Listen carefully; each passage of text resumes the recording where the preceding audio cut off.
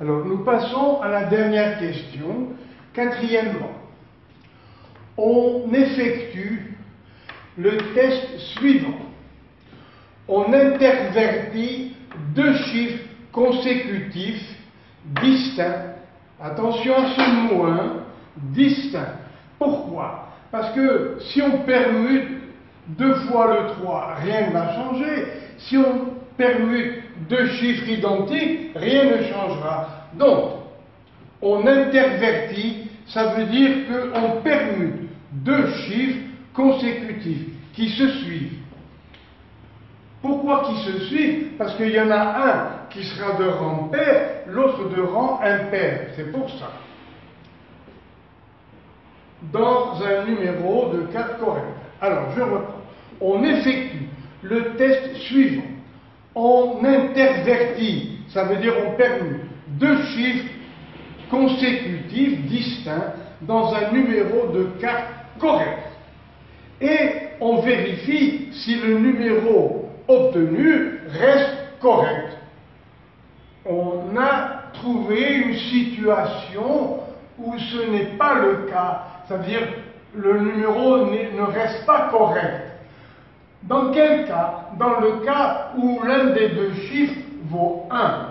Peut-on alors trouver l'autre?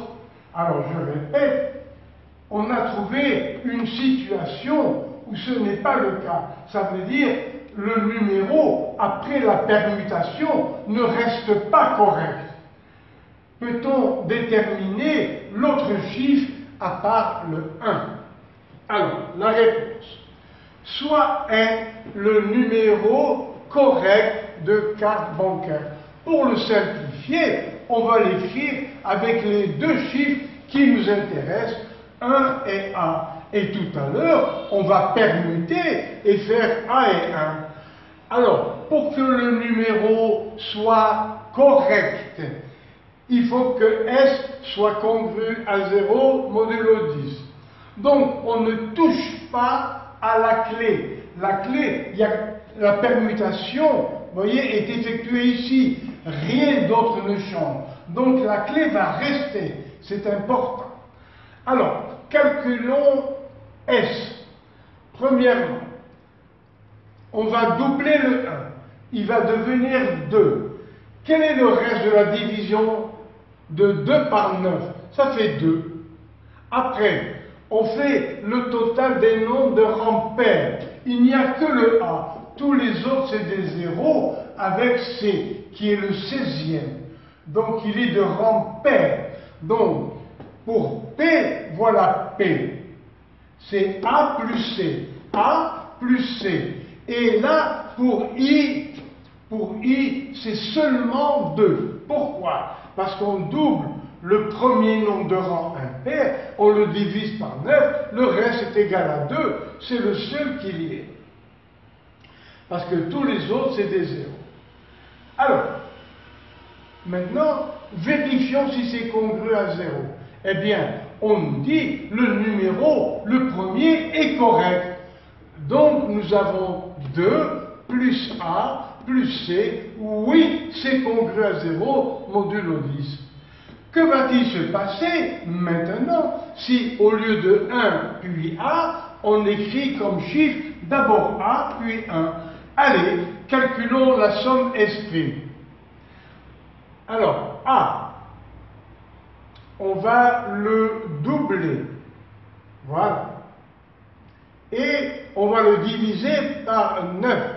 Et le résultat de la division par 9 sera égal à 2A. Après, le total des termes de rang pair. Il n'y a que 1. Et C qui est le 16e. Donc là, au lieu de A, nous allons d'abord le doubler et après le diviser par 9. Alors, ça nous fait donc quoi? Eh bien, S' égale 2A plus 1 plus C. Ça veut dire que A doit vérifier deux égalités. Nous avons un système. Nous avons 2 plus A plus C congru à 0, 2A plus 1 plus C, lui aussi, si on veut voir si le nouveau numéro est correct, il faut que ce soit congru à 0 modulo 10. Alors, cherchons le chiffre A différent de 1, parce qu'il ne faut pas qu'on ait 1 et 1, qui satisfait le système 2 plus A plus C congru à 0 modulo 10 et 2A plus 1 plus C congru à 0 modulo 10. Alors, nous allons faire la différence membre à membre. 2A moins A, ça fait A.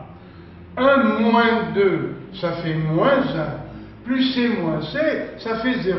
Donc, il reste A moins 1. A ne peut satisfaire les deux équations que si A moins 1 congru à 0 modulo 10.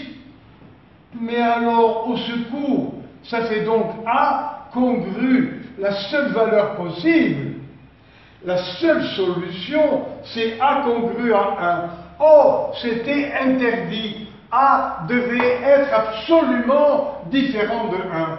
Donc ce problème est impossible. Et voilà. Merci beaucoup et au prochain problème.